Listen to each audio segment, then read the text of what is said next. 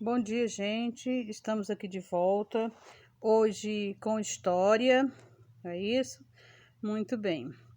A tia queria dizer que está com muitas saudades de cada um de vocês. Sinto muita falta é, de estar com vocês, mas se faz necessário que a gente continue, né, as nossas videoaulas. Por enquanto vai ser dessa forma, a gente tem que continuar, porque se faz necessário, a gente tem de se cuidar, né, gente? Então, a gente continua, né, mas sem nenhum momento deixar de ter esperança que já já a gente vai estar de volta, né, à nossa normalidade, os nossos encontros diários, não é isso, pessoal? Então, não vamos deixar a esperança morrer, não é isso? Vamos ter fé em Deus, que já já a gente vai estar junto. Então, vamos para a nossa aula, onde a tia hoje entra no conteúdo sobre heranças indígenas. O nosso conteúdo de história ultimamente vem falando sobre esses povos, né? A gente já viu a cultura indígena, a música, a religião, e hoje a gente vai falar um pouquinho sobre as heranças, né? Heranças indígenas. Aprendemos que a população indígena, ela diminuiu drasticamente de 3 a 5 milhões de índios para 358 mil, né, atualmente, segundo a FUNAI. Então, é uma diminuição drástica mesmo, né, gente? Mas, mesmo assim, esses povos nos deixaram uma herança riquíssima, né? Onde a gente vai poder aprender um pouquinho agora sobre isso. Então, a gente vai discorrer um pouquinho aqui sobre as heranças indígenas na página 80 e na página 81. Ok, galera? Peguem o livro, a gente vai ler e comentar um pouquinho aqui, certo? Então, vamos lá. Ele inicia falando sobre a vida dos indígenas está baseada na sua necessidade vital de interação com a natureza e o respeito que existe nessa relação. Ou seja, a vida dos indígenas é totalmente baseada nas necessidades vital com a natureza, né, gente? Então, todas as suas necessidades eles buscavam da natureza. E por isso, esse respeito que eles tinham com a natureza, esse respeito, essa preservação, né? Porque para os indígenas, a natureza era a sua própria mãe. É isso? Então, não é um fato, não é um fato à toa. Um acontecimento que era real e verídico, né? A importância da natureza para os indígenas. A sua sobrevivência dependia totalmente da natureza, é isso? No entanto, durante muito tempo, houve a valorização da cultura do europeu, da cultura dos grupos minoritários, como os indígenas e os africanos. Há algum tempo, uma lei obrigou as escolas a retomarem os ensinamentos das culturas desses grupos minoritários, especificamente os indígenas e os africanos. Ou seja, a cultura, né? Ele diz que durante um determinado tempo houve uma valorização em cima da cultura dos europeus, né? E a cultura dos indígenas e africanos, que era minoritário, né? Era a população menor, então ela foi deixada de lado, né? Mas aí foi uma lei, né? Obrigou as escolas a retomar esses ensinamentos, né? Dessas culturas dos povos indígenas e dos povos africanos, que também deram a sua contribuição. Continuando.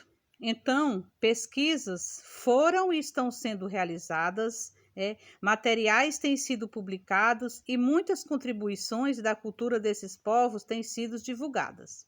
Assim, para entendermos um pouco da herança dos indígenas, para a formação cultural brasileira, é preciso compreender de antemão que toda essa cultura está baseada na coletividade e na sua sustentabilidade.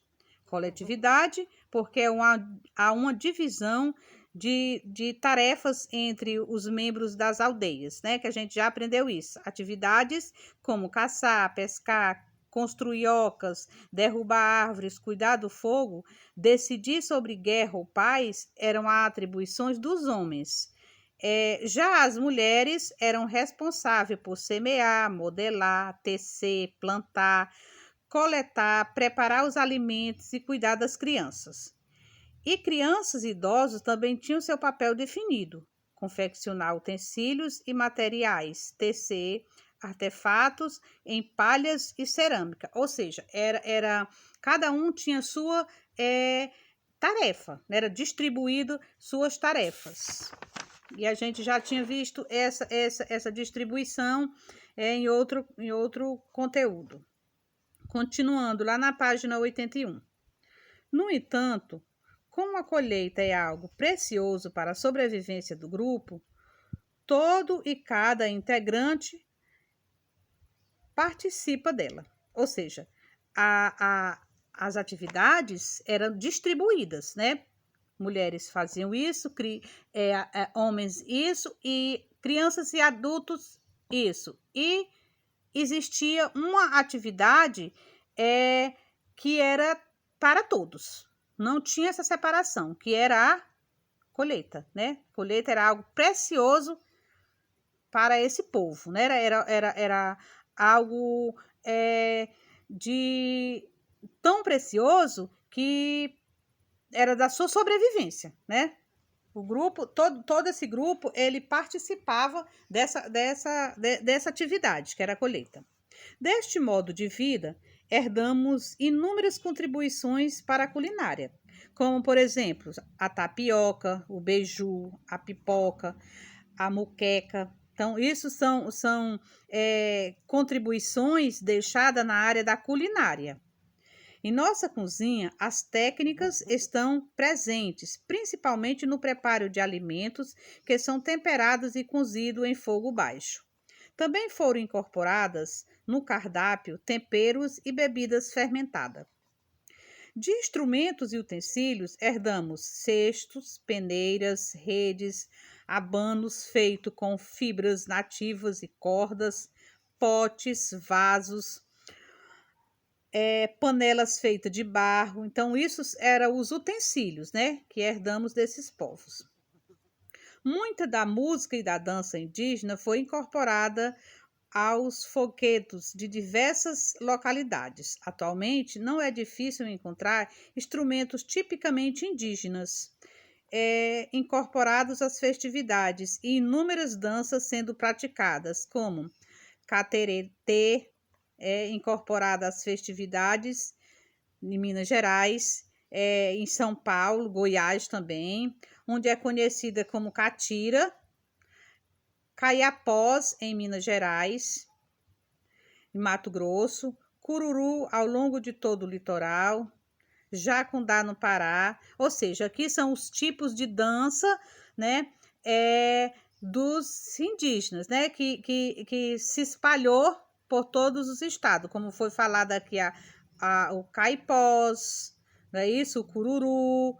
Em cada estado tinha o seu. Aqui na Alagoas era conhecido como pifano, né? Então, cada um tipo dessas danças era conhecida pelo nome em um estado, ok?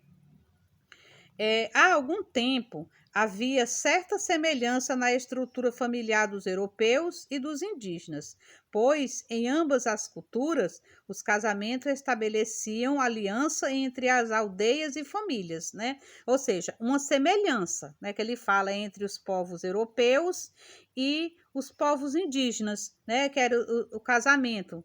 Quando existia essa união, né, o casamento fazia com que as famílias fizessem uma aliança, né, entre as aldeias, as famílias das aldeias. E assim também era nos povos europeus.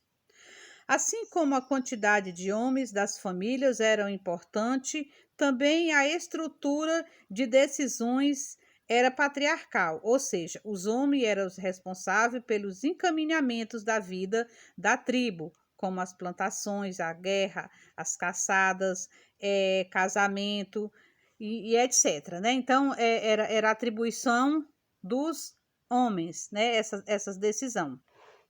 Então, gente, é mais ou menos isso, né? O que nós herdamos desses povos, né?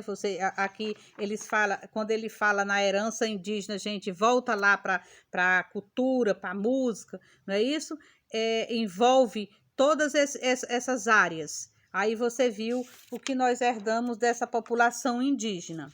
É isso? Então, em casa, vocês vão fazer a página 82 até a 84, ok, galera? 82 a 84, e na nossa próxima aula a gente faz a correção deste conteúdo, ok? Então, até lá, beijo.